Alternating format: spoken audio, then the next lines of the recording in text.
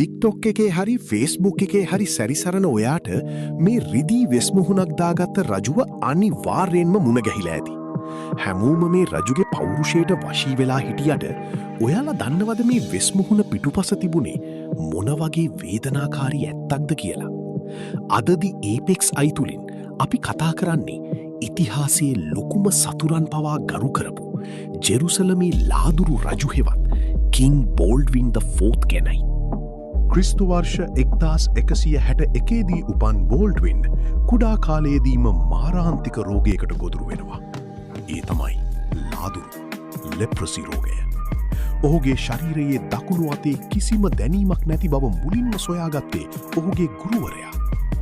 ඒ කාලේ හැටියට ලාදුරු කියන්නේ මරණ දණ්ඩනයක් වගේ දෙයක්. ශරීරය ටික ටික කුණු වෙලා යන, ඇඟිලි හැලෙන, පිනීම නැතිවෙන රෝගයක් එක්ක ඔහුට සිදු වුණා තමන්ගේ රූපය සඟවා ගන්න රිදී වෙස්මුහුණක් පාවිච්චි කරන්න. ඒත් ඔහු ඒ රෝගයට තමන්ගේ ආත්ම ශක්තිය පරාජය කරන්න ඉඩ දුන්නේ නැහැ. වයස අවුරුදු 13දී ඔහු ජෙරුසලමේ රජු වෙනවා. රජු වුණත් ඔහුට තිබුණේ හරිම අමාරු කාලයක්. ඉස්ලාමීය ලෝකයේ ශක්තිමත්ම නායකයා වුණු සලාඩින් ජෙරුසලම අල්ලන්න විශාල සේනාවක් එක්ක ඉද්දී බෝල්ඩ්වින් ඒ අභියෝගයට නොබියව මුහුණ දුන්නා. විශේෂයෙන්ම මොන්ට්ගිසාඩ් සටනේදී ඔහු තමන්ගේ අශ්වයා පිට ඉඳගෙන සටන් කළේ තමන්ගේ රෝගී අත්වල වෙලුම් පටි ඔතාගෙනයි. තමන්ගේ රෝගී තත්ත්වය අමතක කරලා ඔහු සටන් කළ විදිහ දැකලා හතුරු පවා පුදුම වුණා.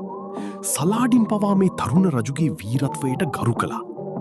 ඔබ හිතනවාද අද කාලයේ එම වයසේ තරුණයෙක්ට එතරම් ගැම්මක් තියෙනවා කියලා? අද කාලයේ තරුණයන් ටික්ටොක් වැනි සමාජ මාධ්‍ය තුළ හැසිරෙන්නේ සමනලුන් සෙයිය.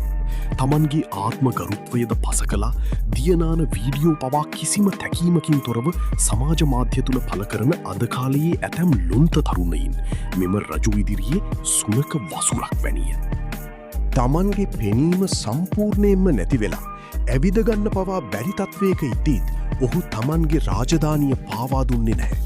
ඔහු මේ යද්දී වයස අවුරුදු 24ක් විතරයි.